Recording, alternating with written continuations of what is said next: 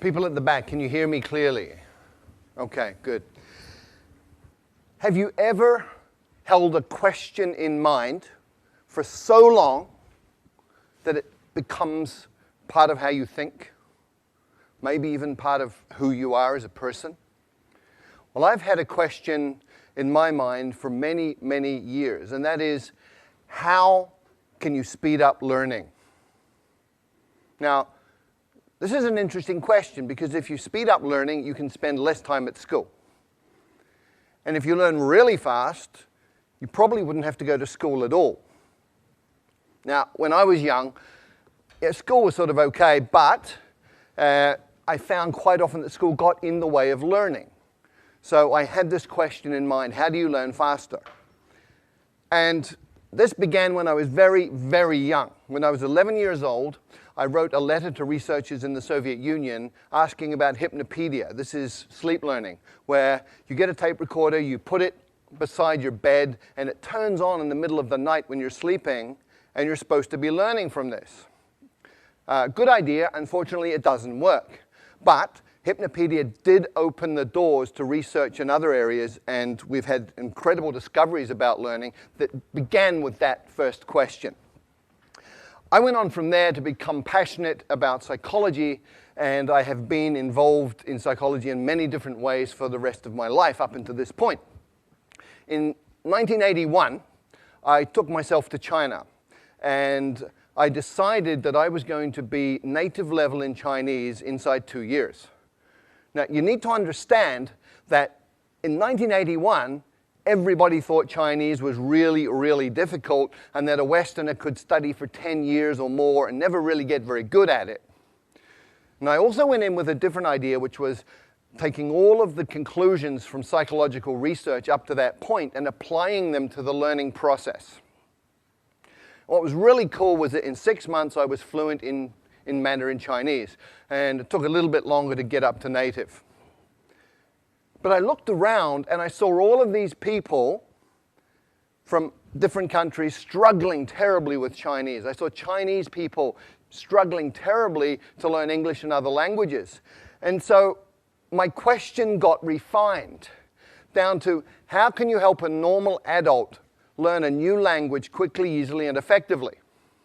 Now, this is a really, really important question in today's world. We have massive challenges with environment. We have massive challenges with social dislocation, with wars, all sorts of things going on. And if we can't communicate, we're really going to have difficulty solving these problems. So we need to be able to speak each other's languages. This is really, really important. The question is, how do you do that? Well, it's actually really easy. You look around for people who can already do it.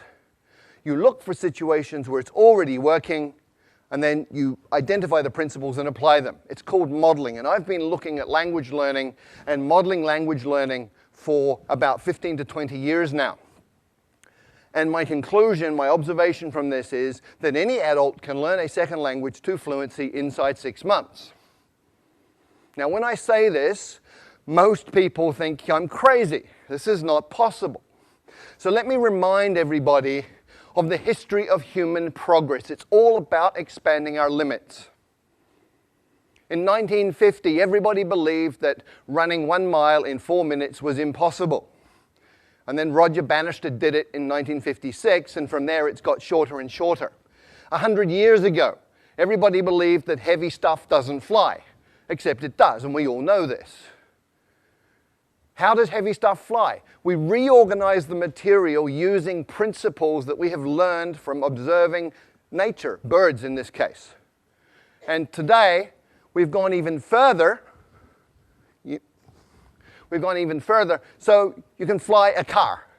You can buy one of these for a couple of $100,000 US. We now have cars in the world that fly. And there's a different way to fly, which we learned from squirrels. So all you need to do is copy what a flying squirrel does, build a suit called a wingsuit, and off you go. You can fly like a squirrel. Now, most people, a lot of people, I wouldn't say everybody, but a lot of people think they can't draw. However, there are some key principles, 5 principles that you can apply to learning to draw, and you can actually learn to draw in 5 days. So if you draw like this, You learn these principles for 5 days and apply them, and after 5 days you can draw something like this. Now I know this is true because that was my first drawing, and after 5 days of applying these principles, that was what I was able to do. And I looked at this and I went, wow! So that's how I look like when I'm concentrating so intensely that my brain is exploding. So anybody can learn to draw in 5 days. And in the same way, with the same logic, anybody can learn a second language in 6 months. How? There are 5 principles and 7 actions. There may be a few more, but these are absolutely core. And before I get into those, I just want to talk about 2 myths. I want to dispel 2 myths. The first is that you need talent. Let me tell you about Zoe. Zoe came from Australia, went to Holland, was trying to learn Dutch, struggling extremely a great deal, and finally, people were saying you're completely useless, you're not talented, give up, you're a waste of time, and she was very, very depressed. And then she came across these 5 principles, she moved to Brazil, and she applied them, and in 6 months she was fluent in Portuguese. So talent doesn't matter. People also think that immersion in a new country is the way to learn a language, but look around Hong Kong, look at all the Westerners who've been here for 10 years who don't speak a word of Chinese. Look at all the Chinese living in America, Britain, Australia, Canada, who've been there 10, 20 years, and they don't speak any English. Immersion per se does not work. Why? Because a drowning man cannot learn to swim. When you don't speak a language, you're like a baby, and if you drop yourself into a context which is all adults talking about stuff over your head, you won't learn. So, what are the 5 principles that you need to pay attention to? First, there are 4 words. Attention, meaning, relevance, and memory. And these interconnect in very, very important ways, especially when you're talking about learning. Come with me on a journey through a forest. You go on a walk through a forest and you see something like this. Little marks on a tree. Maybe you pay attention, maybe you don't. You go another 50 meters and you see this. You should be paying attention. Another 50 meters, if you haven't been paying attention, you see this. And at this point, you're paying attention. And you've just learned that this is important, it's relevant, because it means this, and anything that is related, any information related to your survival is stuff that you're going to pay attention to, and therefore you're going to remember it. If it's related to your own personal goals, then you're going to pay attention to it. It's relevant, you're going to remember it. So the first rule, first principle for learning a language is focus on language content that is relevant to you, which brings us to tools. We master tools by using tools, and we learn tools the fastest when they're relevant to us. So let me share a story. A keyboard is a tool. Typing Chinese a certain way, there are methods for this. That's a tool. I had a colleague many years ago who went to night school Tuesday night, Thursday night, 2 hours each time, practicing at home. She spent 9 months, and she did not learn to type Chinese. And one night we had a crisis. We had 48 hours to deliver a training manual in Chinese. And she got the job. And I can guarantee you, in 48 hours, she learned to type Chinese because it was relevant, it was meaningful, it was important. She was using a tool to create value. So the second principle for learning a language is to use your language as a tool to communicate right from day one, as a kid does. When I first arrived in China, I didn't speak a word of Chinese. And on my second week, I got to take a train ride overnight. I spent 8 hours sitting in the dining car talking to one of the guards on the train. He took an interest in me for some reason. And we just chatted all night in Chinese, and he was drawing pictures and making movements with his hands and facial expressions, and piece by piece by piece, I understood more and more. But what was really cool was 2 weeks later, when people were talking Chinese around me, I was understanding some of this, and I hadn't even made any effort to learn that. What had happened, I'd absorbed it that night on the train, which brings us to the third principle. When you first understand the message, then you will acquire the language unconsciously. And this is really, really well documented now. It's something called comprehensible input. There's 20 or 30 years of research on this. Stephen Krashen, a leader in the field, has published all sorts of these different studies. And this is just from one of them. The purple bars show the scores on different tests for language. The green and the purple people were people who had learned by grammar and formal study. The green ones are the ones who learn by comprehensible input. So comprehension works. Comprehension is key. And language learning is not about accumulating lots of knowledge. In many, many ways, it's about physiological training. A woman I know from Taiwan did great in English at school. She got A grades all the way through, went through college, A grades, went to the US, and found she couldn't understand what people were saying. And people started asking her, "Are you deaf?" And she was English deaf. Because we have filters in our brain that filter in the sounds that we are familiar with, and they filter out the sounds of languages that we're not. And if you can't hear it, you won't understand it. If you can't understand it, you're not going to learn it. So you actually have to be able to hear these sounds. And there are ways to do that, but it's physiological training. Speaking takes muscle. You've got 43 muscles in your face. You have to coordinate those in a way that you make sounds that other people will understand. If you've ever done a new sport for a couple of days and you know how your body feels, hurts, if your face is hurting, you're doing it right. And the final principle is state, psychophysiological state. If you're sad, angry, worried, upset, you're not going to learn, period. If you're happy, relaxed, in an alpha brain state, curious, you're going to learn really quickly. And very specifically, you need to be tolerant of ambiguity. If you're one of those people who needs to understand 100% every word you're hearing, you will go nuts because you'll be incredibly upset all the time because you're not perfect. If you're comfortable with getting some, not getting some, just paying attention to what you do understand, you're going to be fine, you'll be relaxed, and you'll be learning quickly. So based on those 5 principles, what are the 7 actions that you take? Number 1, listen a lot. I call it brain soaking. You put yourself in a context where you're hearing tons and tons and tons of the language, and it doesn't matter if you understand it or not. You're listening to the rhythms, you're listening to patterns that repeat, you're listening to things that stand out. So just soak your brain in this. The second action is you get the meaning first, even before you get the words. And you go, well, how do I do that? I don't know the words. Well, you understand what these different postures mean. Human communication is body language in many, many ways. So much body language. From body language, you can understand a lot of communication. Therefore, you're understanding, you're acquiring through comprehensible input. And you can also use patterns that you already know. If you're a Chinese speaker of Mandarin and Cantonese and you go to Vietnam, you will understand 60% of what they say to you in daily conversation because Vietnamese is about 30% Mandarin, 30% Cantonese. The third action, start mixing.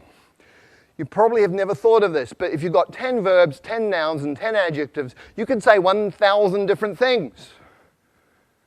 Right? Language is a creative process. What do babies do? Okay, me, ba, now. Okay, that's how they communicate. So start mixing, get creative, have fun with it. It doesn't have to be perfect, just has to work. And when you're doing this, you focus on the core. What does that mean? Well, with every language, there's high-frequency content. In English, 1,000 words covers 85% of anything you're ever going to say in daily communication. 3,000 words gives you 98% of anything you're going to say in daily conversation. You've got 3,000 words, you're speaking the language. The rest is icing on the cake. And when you're just beginning with a new language, start with your toolbox. Week number 1. In your new language, you say things like, how do you say that? I don't understand. Repeat that, please. What does that mean? All in your target language. You're using it as a tool, making it useful to you. It's relevant to learn other things about the language. By week 2, you should be saying things like me, this, you, that, give, hot, simple pronouns, simple nouns, simple verbs, simple adjectives, communicating like a baby. And by the 3rd or 4th week, you're getting into what I call glue words. Although, but, therefore, these are logical transformers that tie bits of a language together, allowing you to make more complex meaning. At that point, you're talking. And when you're doing that, you should get yourself a language parent. If you look at how children and parents interact, you understand what this means. When a child is speaking, it'll be using simple words, simple combinations, sometimes quite strange, sometimes very strange pronunciation. Other people from outside the family don't understand it. But the parents do. And so the kid has a safe environment, gets confidence. The parents talk to the children with body language and with simple language they know the child understands. So you have a comprehensible input environment that's safe. We know it works, otherwise none of you would speak your mother tongue. So you get yourself a language parent who's somebody interested in you as a person who will communicate with you essentially as an equal, but pay attention to help you understand the message. There are 4 rules of a language parent. Spouses, by the way, are not very good at this, okay? But the 4 rules are, first of all, they will work hard to understand what you mean, even when you're way off beat. Secondly, they will never correct your mistakes. Thirdly, they will feed back their understanding of what you're saying so that you can respond appropriately and get that feedback. And then they will use words that you know. The 6th thing you have to do is copy the face. You've got to get the muscles working right so you can sound in a way that people will understand you. There's a couple of things you do. One is you need to hear how it feels and feel how it sounds, which means you have a feedback loop operating in your face. But ideally, if you can look at a native speaker and just observe how they use their face, let your unconscious mind absorb the rules, then you're going to be able to pick it up. And if you can't get a native speaker to look at, you can use stuff like this. Sing, song, king, sung, hung. And the final idea here, the final action you need to take is something that I call direct connect. What does this mean? Well, most people learning a second language sort of take the mother tongue words and the target words and go over them again and again in their mind to try and remember them. Really inefficient. What you need to do is realize that everything you know is an image inside your mind, it's feelings. If you talk about fire, you can smell the smoke, you can hear the crackling, you can see the flames. So what you do is you go into that imagery and all of that memory and you come out with another pathway. So I call it same box, different path. You come out that pathway and you build it over time. You become more and more skilled and just connecting the new sounds to those images that you already have and to that internal representation. And over time, you even become naturally good at that process that becomes unconscious. So there are 5 principles that you need to work with, 7 actions.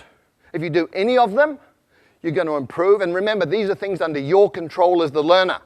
Do them all. You're going to be fluent in a second language in 6 months. Thank you.